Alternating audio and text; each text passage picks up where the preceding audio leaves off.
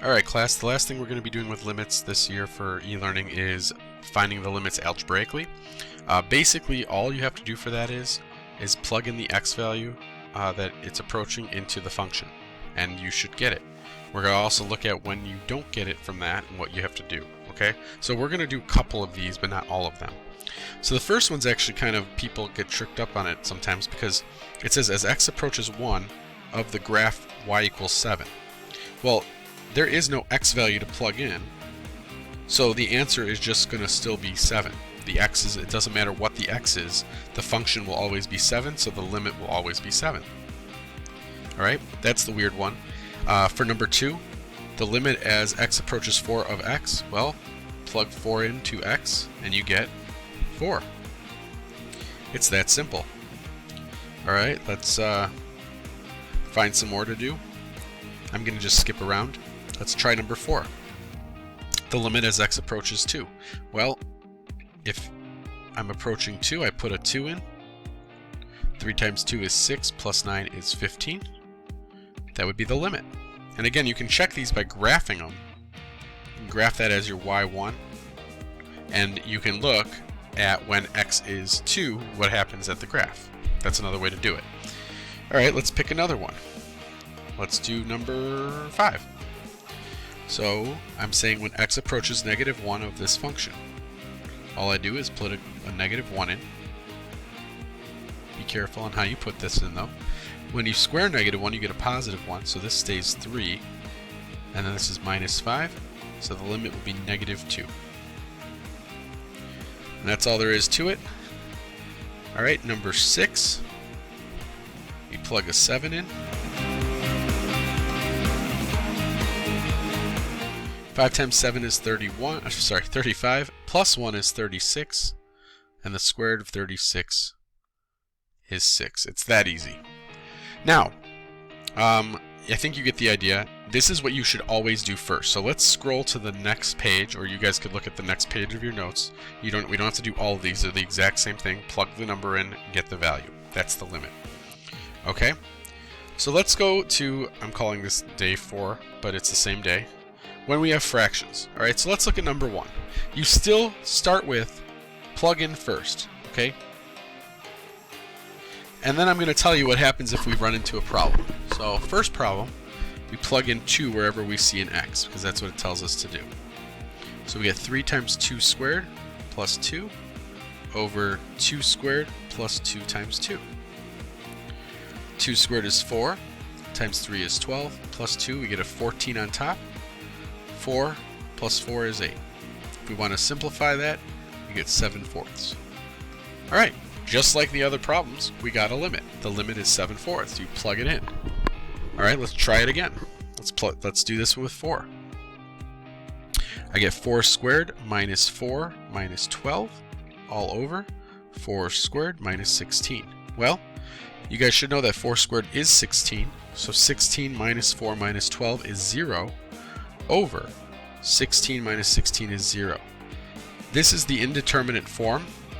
This basically means that you have to go the next step, and in this course that means you need to factor and cancel out the whole. So if you ever get a 0 on the bottom, especially, if you get a 0 over a number then the answer is 0. But if you get 0 over 0, that means you're going to have to factor and cancel it. Alright, so let's see what that does. So now I'm going to change colors so you can see what we're doing here. So I have to factor these things to help me. So the top factors, this is a good reminder of how to factor, it's been a while. 2 numbers that multiply to 12, or -12, and add to -1. That's a -4 and a +3. Okay, so that's the top. So this fraction becomes this. The bottom, though, is a difference of squares. X squared minus 16 is an x minus 4 and an x plus 4. What happens is we now have an x minus 4 on top and bottom. So we can rewrite the problem as the limit as x approaches 4 of just x plus 3 over x plus 4. And now we can plug the 4 in, and we're going to get a value. And guys, this is, if you're wondering how that happens, again, this is the situation where if you were looking on a graph, I'm just making up a graph, and there was a hole here. When you plug it in directly, you're going to get a 0 over 0, which is the hole. Okay? So in order to remove the hole from the algebraic equation, you have to factor and cancel it out, and then what you're left with would be the y value that would be there, or the limit. Okay, so that's what's happening on these. So when you plug in the numbers and you get 0 over 0, you have to factor and cancel. Let's do a couple more and we'll call it a day. So this one here, you plug in 4s, and right away you should be able to see what's going to happen here. 16 minus 16 is 0. 16 minus 16 is 0. Oh no. So again, we're going to have to cancel, or factor and cancel. So if I factor the top, I'm just going to do this separately down here. X minus 4, x plus 4. Alright, now let's talk about the bottom, because a lot of people forget how to factor these. These are actually very easy. The first way to factor is to take out a GCF. Since both of these have at least one x in them, we're taking an x out, and then we're left with an x minus 4. I just kind of reverse distributed, right? Taking out a GCF. Now that I did that, I can remove these x minus 4s. And I can rewrite it as the limit as x approaches 4 of the fraction x plus 4 all over x. And now, when I plug a 4 in, I get 8 over 4, which of course is 2. So again, this whole lesson is plug x into the equation.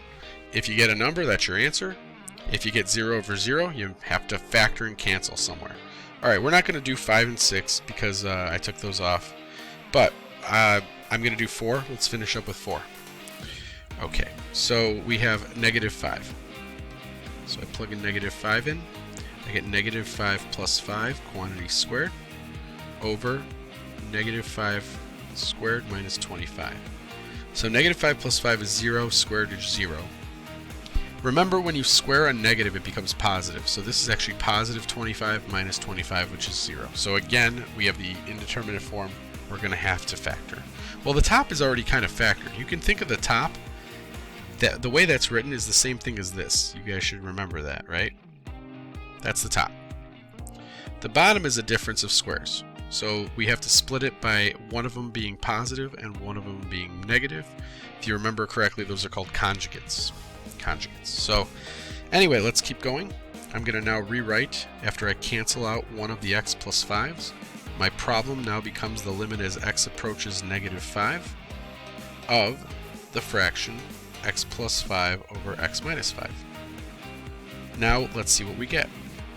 I plug a negative 5 in, I get negative 5 plus 5 on top. I get negative 5 minus 5 on bottom. I get 0 over negative 10. This is okay. That basically means the limit is 0. So after you factor, if you get just a 0 over a number, that's just the number 0. The only time you have to factor and cancel is when you're getting 0 over 0. Okay? I know I went pretty fast on this, but remember, you guys have the ability to pause, rewind. I am sorry I sped through it. I just wanted to make sure I got it all down in the time. This is the last video for the year for e-learning. So, yeah, you guys will have a Canvas quiz on this, and then we'll call it a year. So, good luck, and we'll talk to you guys later.